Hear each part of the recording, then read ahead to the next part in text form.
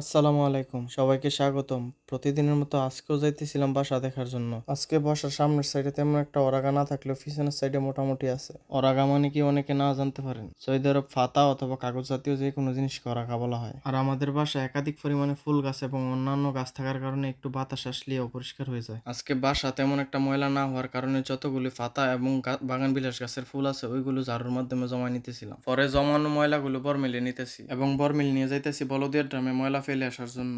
আর ছোট বাসার এদিক দিয়ে বলদিয়ার ড্রাম দূরে থাকার কারণে বড় বাসার সামনে দিয়ে যায়। পরে বরমিলটা রাইখা গাছের মাটিগুলি দেখতেছিলাম শুয়ে বালু হয়ে গেছে। গতকাল আমি ব্যস্ত থাকার কারণে গাছে পানি দিতে পারি নাই। আর সৌদি আরবের তাপমাত্রা অতিরিক্ত থাকার কারণে গাছে নিয়মিত পানি দিতে হয়। যদি 2-3 দিন পানি না দেওয়া হয় তাহলে গাছ মৃত্যুবরণ করতে স্বাচ্ছন্দ্য বোধ করে। আর আমাদের এখানে কিছু বড় গাছ এবং বড় গাছের ছায়া থাকার কারণে 1-2 দিন পানি না দিলে তেমন একটা সমস্যা হয় না বললেই চলে। পরে পানি দেওয়া শেষ করে পাইপটা গুছাইয়া যাইতেছি বাওয়াদি। গতকাল রাত্রে বাতিজা জহিরুলে ফোন দিছে বাওয়াদি যাওয়ার জন্য। আর আমার যেহেতু গাড়ি নাই তাই ট্যাক্সি ছাড়া উপায় নাই। যদিও আমাদের বাসার ড্রাইভার আছে, ব্যস্ত থাকার কারণে তারা এখন বাসায় নাই। পরে হাঁটতে হাঁটতে যাইতেছি ট্যাক্সি নেওয়ার জন্য। আমাদের এখান থেকে যেহেতু বাওয়াদি 3 কিলোমিটার, তাই ভাড়াও তেমন একটা বেশি প্রয়োজন হয় না। পরে 10 রিয়ালদা ট্যাক্সি নিয়েছি, মোটামুটি 6-7 মিনিটের ভিতরে পৌঁছে গেছি। পৌঁছায় সেরা দিয়ে জহিরুলটা আমার আগে আই পড়ছে, তারা আমার জন্য ওয়েট করতেছিল। এখানে গ্রিন কালার জহিরুল এবং রেড কালার তার সাদিক। আমরা সৌদি আরব কাছাকাছি থাকলেও দেখা খুব কম হয় ব্যস্ততার কারণে। পরে আমরা মার্কেটও যাইতেছি জহিরুলের লেগে কেনাকাটা করার জন্য। বাতিজায় সৌদি আরব আইসে প্রায় 6 বছর হয়েছে। এই প্রথম বাড়িতে যাওয়ার জন্য প্রিপারেশন নিতেছে। সবাই বাতিজার জন্য দোয়া করবেন যেন বিয়েটা দ্রুত করতে পারে। আমরা কিছু কসমেটিক্স এবং ঘড়ি কিনতে ঢুকছি বাংলাদেশের দোকানে, যদিও অতিরিক্ত দাম থাকার কারণে সবকিছু কিনা হয় নাই। আর যারা বাওয়াদি থেকে মার্কেট করবেন দামাদামি করে কেনার চেষ্টা করবেন, কেননা একটা ঘড়ির দাম 100 হলে তারা দাম চায় 300।